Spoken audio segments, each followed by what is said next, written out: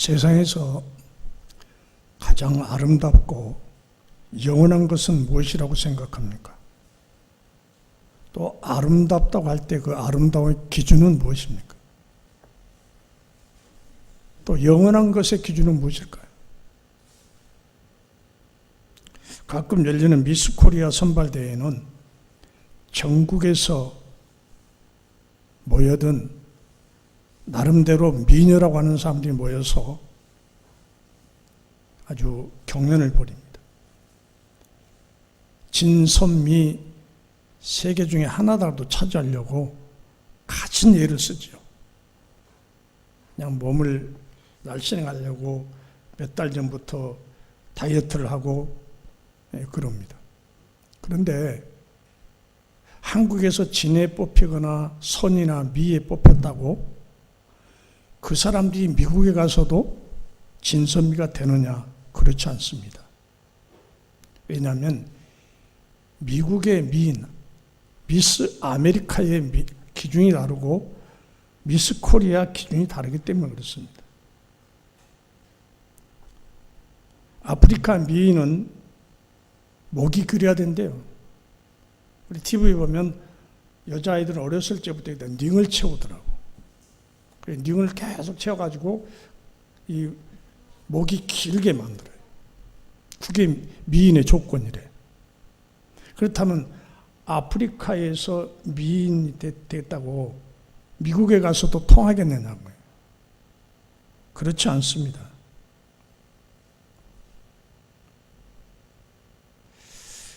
(1960년대) 미국에서 쌍벽을 이루던 헐리우드에 두 여자 배우가 있었습니다. 여러분이 잘 아시는 마릴린 먼로하고 에반스 콜린입니다. 지금 나와 있죠. 여러분 보시기에도 예쁘지 않아요? 이 두 배우는 몸매의 아름다움을 과시하는 1960년대 미국의 할리우드에서 쌍벽을 이루는 아주 육체파 여배우들입니다. 두 여배우는 당대의 박수와 갈채와 인기를 온몸에 받고 돈 방석에 앉아 있었던 배우들입니다. 마릴린 먼로의 매력적인 미인은 그 아름다움의 힘은 그녀가 하체를 한번 흔들면 온 세계에 있는 남성들이 그저 거의 그냥 기절할 뻔한다는 거예요.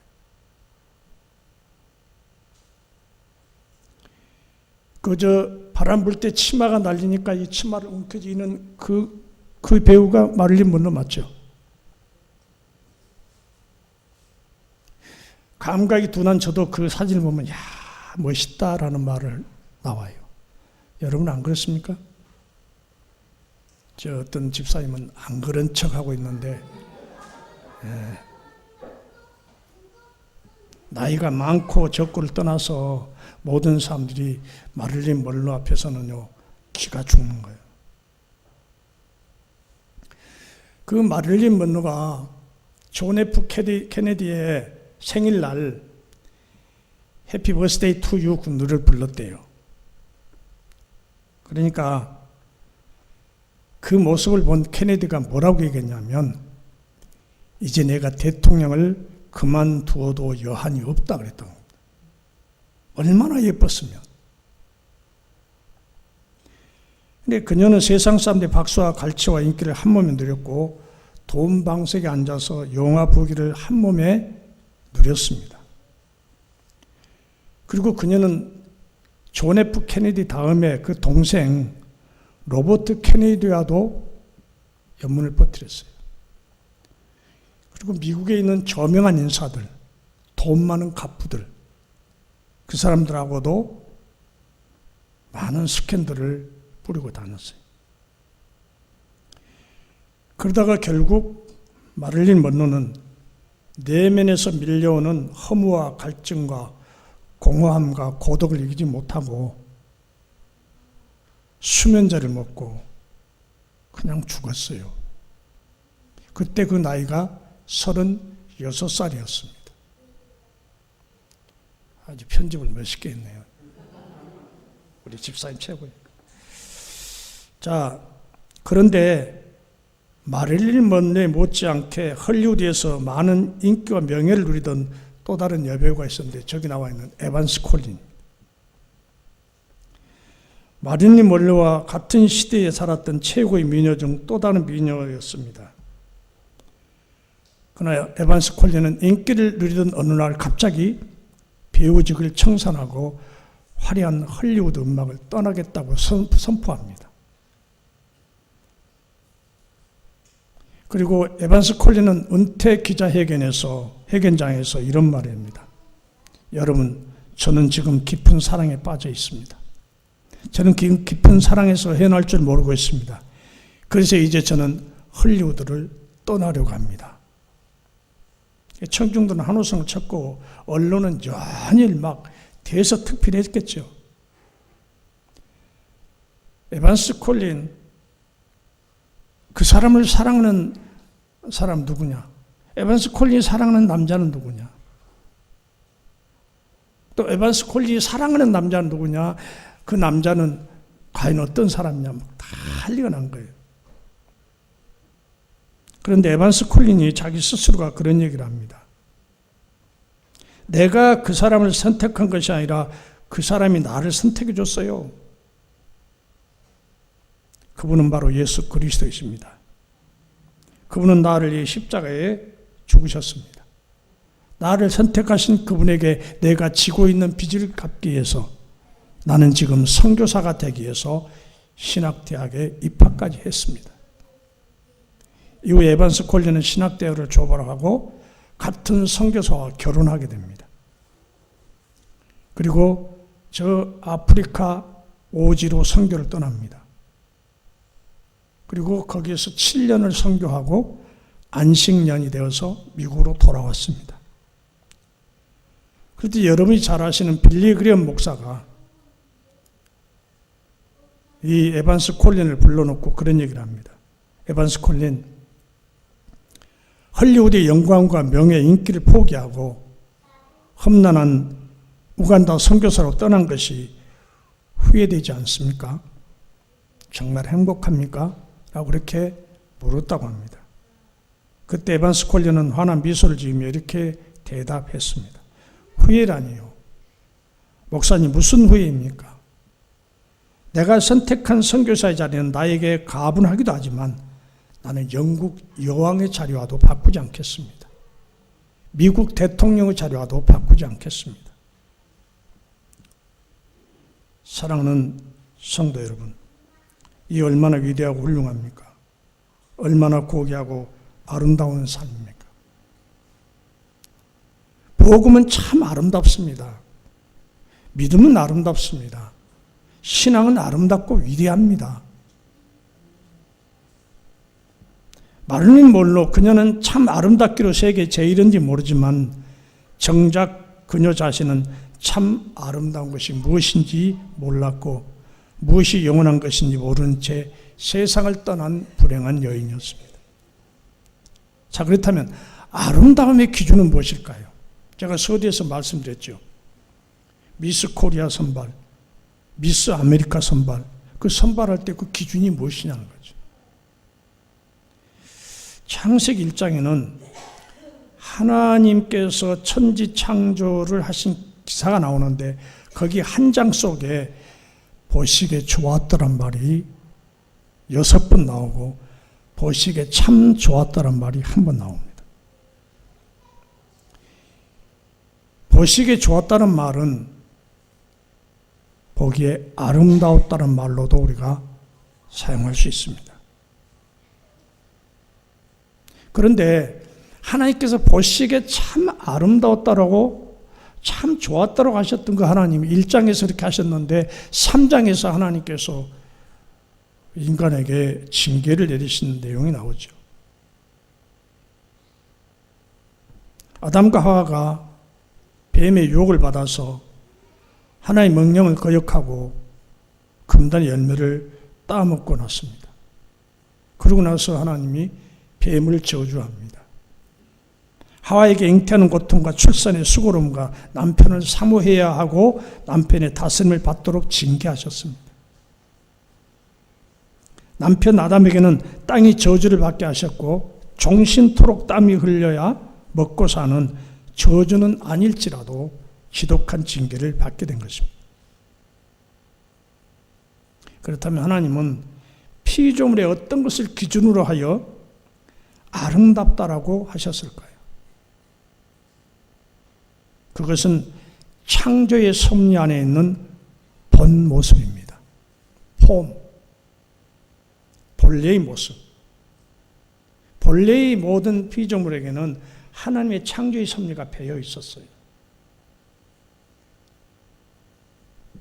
그 사나운 사자도 마구잡이로 다른 짐승을 잡아먹거나 그런 짐승이 아니었어요. 타락하기 이전의 뱀도 참 아름다웠다고 하죠.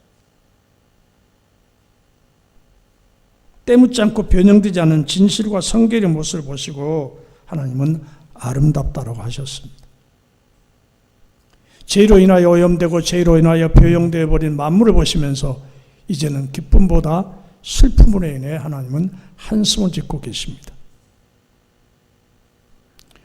오늘날 이 땅의 모든 사람들은 인간의 원형을 상실한 채 자기 좋을 대로 살아가고 있어요. 보암직도 하고 먹은직도 한 세상의 유혹에 이끌려서 매맞은 그대로 상한 모습 그대로 세상을 살아가고 있습니다. 치유해보려고 하는 마음이 없어요. 이 모습 이대로 살아가지 뭐. 이대로 살다가 끝내지 뭐. 희망도 소망도 없이 그렇게 살고 있어요. 하나님과 대화할 수 있었던 최초의 아담과 하와의 모습을 상실한 채 영적 고아가 되어서 살아가고 있습니다. 세상을 방황하고 있습니다. 그래도 하나님은 아름다웠던 그분의 자녀들을 버릴 수 없어서 회복시켜 주시려고 독생자 예수 그리스도를 세상에 보내셨습니다. 아멘이죠. 죄로 오염되어 본 모습이 일그러져 버린 우리를 본래의 모습으로 환원시켜 주시려고 예수 그리스도를 보내셨습니다. 누구든지 예수 그리스도를 믿으면 멸망시키지 않고 영생을 얻게 하려 하신다고 약속까지 해주셨습니다. 고린도후서 5장 17절입니다. 여러분이 잘 아신 대로 그런즉 누구든지 그리스도 안에 있으면 새로운 피조물이라 이전 것은 지나갔으니 보라 새 것이 되었다. 누구든지 그리스도 안에만 있으면 새 것이 된다는 거예요. 아름답다고 한다는 거예요. 우리의 본래의 모습으로 바꿔주시려고 하나님은 예수님을 십자가의 제물로 삼으셨습니다. 하나님의 아름다움의 기준은 외형의 모습이 아닙니다. 세상에서 가장 아름답다고 외형으로 가지고 판단하자면 세상을 떠난 마릴린 먼로에 누가 있겠어요. 가장 아름다운 기준은 속사람의 성결입니다. 아멘. 속사람 성결. 하나님 나라의 기준은 성결한 사람이에요. 성결은 예수 그리스도를 인해서만 가능합니다. 우리 어린이 찬송에 그런 거죠. 돈으로도 못 가요 하나님 나라. 힘으로도 못 가요 하나님 나라. 어여뻐도 못 가요 하나님 나라. 믿음으로 가는 나라 하나님 나라. 대단한 찬송이라고 생각해요. 성경 안에서 믿음의 조상들은 이와 같은 하나님의 섭리를 깨달았기에 칼의 무서움, 맹수의 두려움, 죽음의 공포를 이겨냈습니다. 오늘 우리가 만나게 되는 사도 바울과 바나바 이 두 사람도 세상에서 가장 아름다움이 무엇인지를 깨달았기 때문에 그들은 그 험지로 떠난 거예요.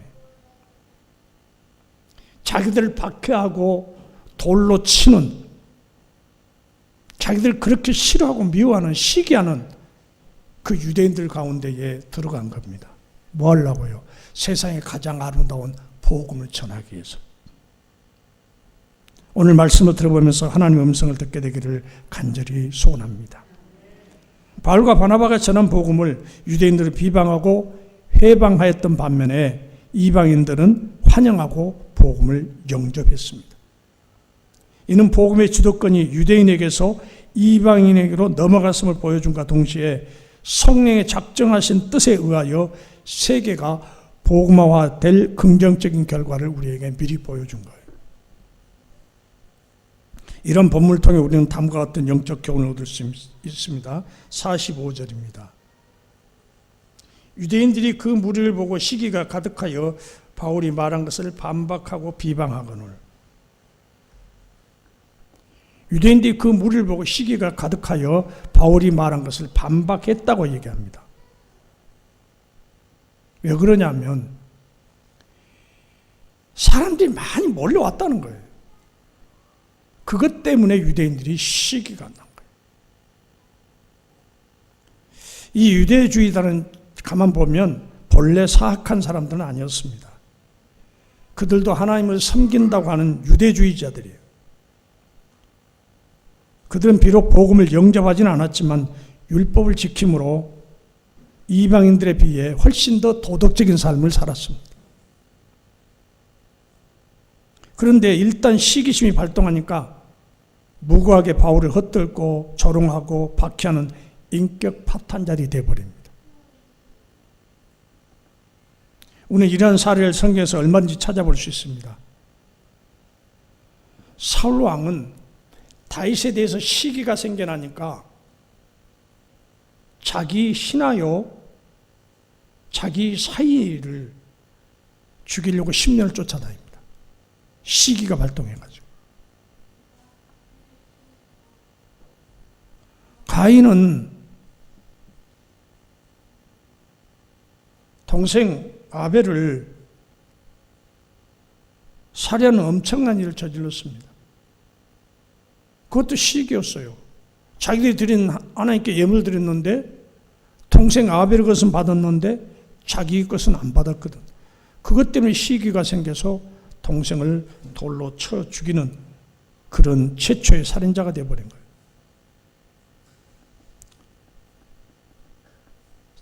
저급한 시기심은 자기 인격을 파탄내고 다른 사람들에게 피해를 끼치게 되는 겁니다. 독일 철학자 쇼펜하우어는 기족에게는 세 종류가 있다고 얘기합니다. 첫 번째 기족은 뭐냐면 문벌과 지체가 높은 기족, 둘째 기족은 재산이 많은 기족, 셋째 기족은 정신적인 기족이라고 했습니다. 이 가운데 정신적인 기족이 가장 우월하고 고귀하다고 했습니다. 그러면 정신적 기족은 어떤 사람들일까요? 더 어렵게 생각할 필요 없이 우리의 삶을 놓고 한번 점검해 보자면 사촌이 논을 사도 사촌이 땅을 사도 배 아프지 않은 사람들, 그런 인격을 가진 사람들, 그런 사람들이 바로 훌륭한 사람들이요, 아름다운 사람들입니다. 우리는 모두 이러한 신앙의 인격자, 정신적인 기족이 될 수 있어야 하겠습니다. 다른 사람이 잘 될 때 기뻐하고 축하해주며 슬픈 일을 당할 때 같이 슬퍼해주는 그런 사람이 되어야 될 것입니다. 그것이 아름다운 것이에요. 하나님 말씀 속에 아름답다고 하실 때 그것이 무엇이었습니까? 잠언 31장 30절 보면 고운 것도 거짓되고 아름다운 것도 헛되나 오직 여호와를 경외하는 자는 칭찬을 받을 것이라. 아름답고 고운 거 헛되다는 거예요. 고쳐쓰자면 오직 복음 안에서 순종하는 사람들은 아름답다라고 인정을 받게 된다는 뜻입니다. 이사야 52장 7절입니다. 좋은 소식을 전하며 평화를 공포하며 복된 좋은 소식을 가져오며 구원을 공포하며 시온을 향하여 이르기를 내 하나님이 통치하신다는 자의 산을 넘는 발이 어찌 그리 아름다운고. 하나님은 발을 보고 아름답다고 하셨어요. 그 발은 무슨 발이었습니까? 복음을 전하는 발. 복음이 가장 아름답다고 우리는 말씀드렸습니다. 가장 아름다운 복음을 전하는 그 발은 아름다울 수밖에 없는 거예요.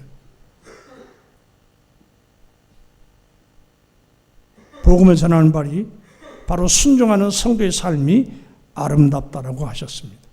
물론 여기서 1차적으로 아름답다고 하는 이 복된 소식은 뭐냐면 이스라엘 나라가 70년 포로 생활에서 귀환할 것이라는, 해방될 것이라는 그 소식이지만은 궁극적인 목적은 재포로가 되어 살고 있는 이 땅의 모든 사람들에게 하나님께서 예수 그리스도를 보내서 그 예수를 믿는 자들을 구원하신다는 그 소식이 바로 가장 아름다운 소식이었다 그 말입니다.